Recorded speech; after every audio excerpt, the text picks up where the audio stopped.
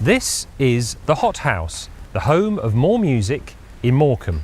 But this building has clues to its past, if you know where to look. Cue the music! This was once the Devonshire Hall, a music hall built in 1899. It could seat up to 800 people in a small auditorium on 2 levels. And there are a few traces left in the building today of its theatrical past.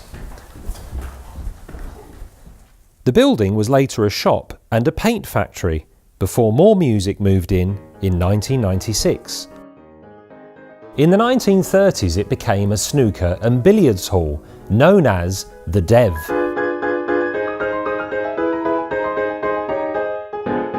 Today, the place has been transformed, but in a piece of creative recycling, a slate bed from one of the old snooker tables has been incorporated here into the cafe.